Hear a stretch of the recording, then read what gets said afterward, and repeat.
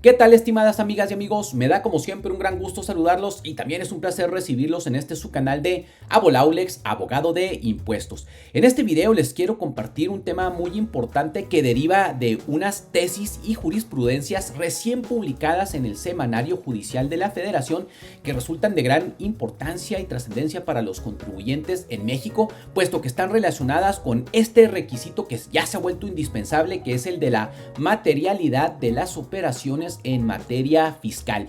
Ya hemos hablado de este tema aquí en el canal, hemos comentado sus detalles, en qué consiste, etcétera. Y esto pues ya es un requisito indispensable para los contribuyentes. No solo está establecido en el Código Fiscal de la Federación, sino como vamos a ver ahora en los criterios y tesis y jurisprudencias de los tribunales, pues ya se viene a afianzar, se viene a describir más, se vienen incluso a poner más requisitos. Entonces es indispensable que ustedes los conozcan porque esto de la materialidad juega un papel primordial, fundamental, sobre todo con las deducciones y el acreditamiento del IVA. Es ahí en donde recae la importancia de la materialidad de las operaciones y también en el tema de las devoluciones. Cuando se generan saldos a favor, en ocasiones las autoridades fiscales te piden que acredites la materialidad de las operaciones.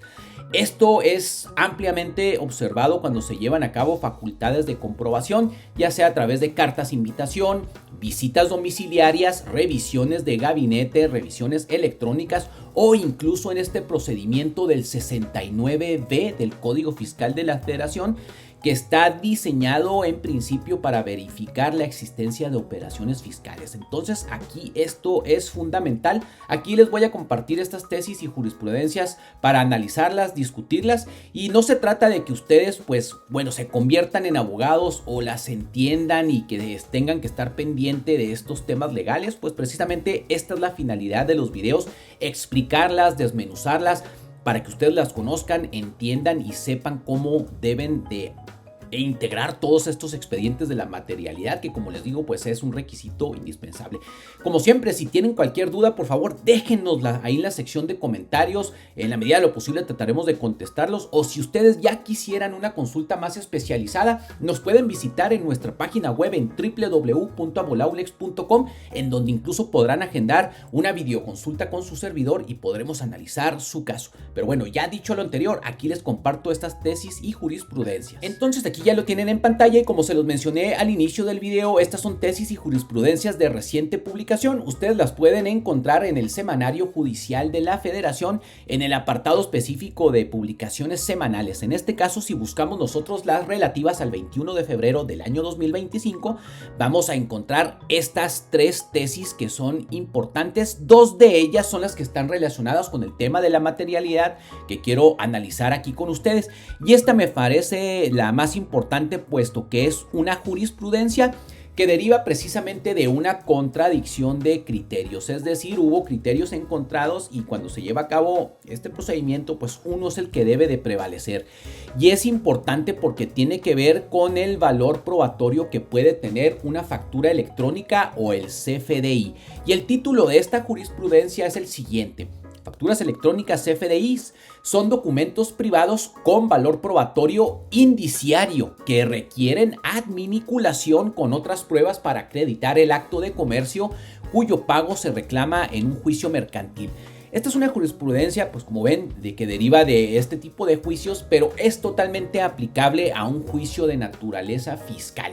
Ya sea que a ustedes en una visita domiciliaria, revisión de gabinete electrónica, en una devolución, procedimiento del 69B, les lleguen a cuestionar la deducción o el acreditamiento del IVA que consta en una factura. Y aquí es importante porque aquí viene a establecerse que debe no solo presentarse la factura, sino otros elementos de prueba. Y aquí la justificación pues es que las facturas por sí solas pues no se les puede conceder un valor probatorio pleno, máximo si son objetadas. En una auditoría te van a decir: oye, necesito que me acredites que dedujiste, que es una operación que existe real para efectos de la deducción, para el acreditamiento del IVA o para el 69B.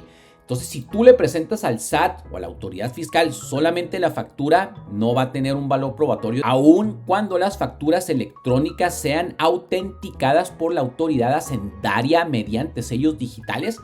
Mantienen su naturaleza de documentos privados y unilaterales. Sé que muchos pueden preguntarse, oye, pero pues precisamente no tiene la cadena de autenticidad, o sea, ahí se está haciendo valer o se está haciendo ver que sí es un documento real. Sí, o sea, es un documento CFDI cuya autenticidad, pues bueno, desprende que no es una falsificación, se está generando por los canales adecuados, pero ya el contenido ya necesita probarse. Es como un acta de fe de hechos. Tú puedes ir al notario y decirle al notario, oye notario, necesito que levantes una fe de hecho donde establezcas que yo soy Superman. Bueno, el notario con su fe pública va a decir, bueno, aquí se está presentando esta persona diciéndome que es Superman, pero lo que digas ahí no significa que sea real, tienes que probarlo, ¿no?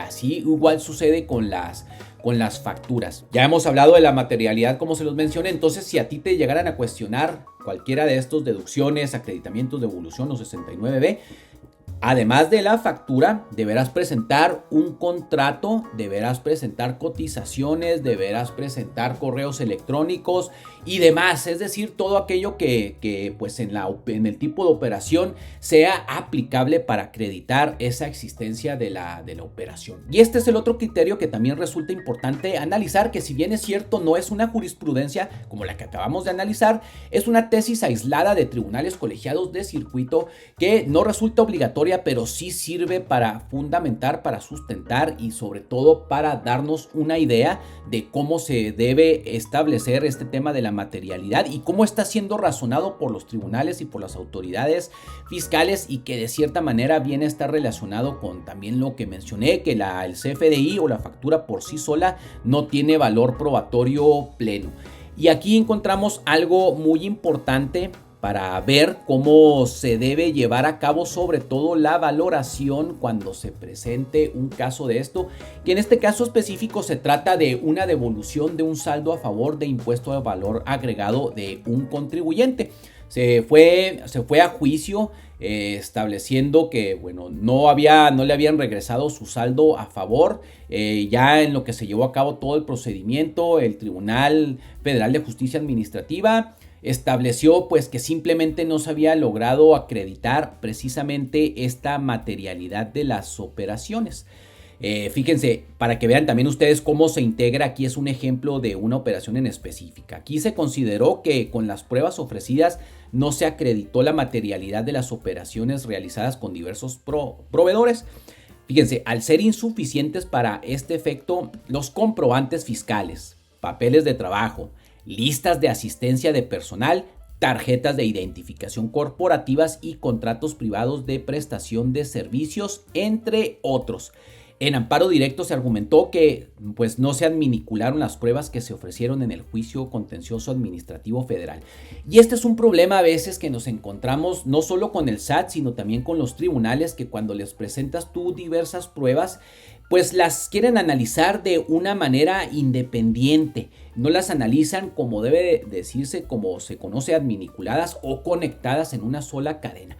O sea, por eso les digo que cobra relevancia la anterior jurisprudencia, porque ahí se establece que la factura deberás conectar otros elementos de prueba. Y a veces pasa que no te los quieren analizar, y esto dio motivo precisamente al juicio de amparo y que salga este criterio que ahorita estamos mencionando. Entonces aquí este criterio resulta importante porque dice, precisamente viene a corroborar esto que les menciono, que cuando se presenten varias pruebas y sobre todo que tenga que ver con algunas operaciones que resultan de difícil constatación, como ocurre tratándose de las operaciones comerciales celebradas entre particulares en que pueden participar una multiplicidad de sujetos, su demostración queda supeditada al cúmulo de medios de convicción que el interesado ofrezca para tal efecto.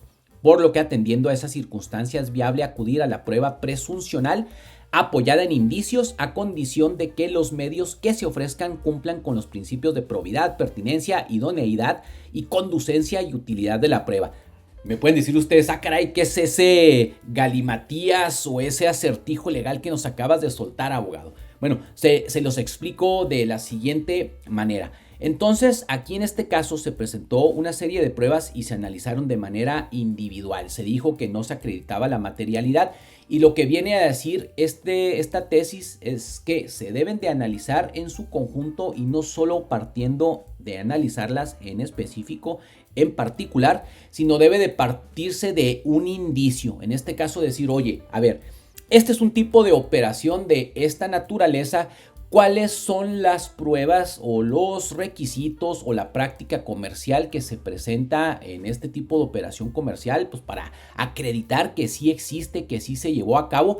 Y eso es lo que se conocen indicios. Es decir, ¿sabes qué? Los indicios indican que sí, que en este tipo de operación pues sí se presentan este tipo de documentos para acreditar su materialidad. O sea, tiene que ver con la forma en que se analizan las pruebas, cómo se van a plantear y cómo pues las deben de tomar en cuenta los juzgadores a la hora de emitir sus sentencias. Por eso les digo que este tema de la materialidad es importante, es muy dinámico, está cambiando a cada rato y es importante pues que ustedes lo conozcan. Entonces ahí lo tuvieron, amigas y amigos. Tal vez este tema de la materialidad a veces todavía resulta pues algo engorroso, como que no resulta muy claro al respecto, pero como se los he mencionado, este tema depende mucho del tipo de operación que lleves a cabo, del tipo de actividad que tú realices, porque no es lo mismo la materialidad de un arquitecto a la materialidad de un abogado, a la materialidad de un ingeniero o de alguien que da una capacitación. O sea, la materialidad debe atenderse y aterrizarse al tipo de cosa a la que te dedicas. O sea, no hay un estándar general, pero bueno, lo que ustedes ya vieron y lo que se desprende de estas tesis y jurisprudencias es que, bueno, no solo vas a acreditar la materialidad con una factura, hay que acompañar otros elementos de prueba y la forma como se deben de analizar. Pero bueno, espero que les haya quedado más o menos claro lo que expusimos aquí en el video, y si no, por favor déjenlo ahí en la sección de comentarios, con mucho gusto se los responderemos, o también pueden agendar una videoconsulta como ya se los mencioné. También, si les gustó este video, no olviden dejarnos su like, compartir este video y de paso unirse a la comunidad de Abolaulex suscribiéndose a nuestro canal. Pero bueno, como siempre me dio gran gusto saludarlos y aquí nos seguimos viendo en próximos videos.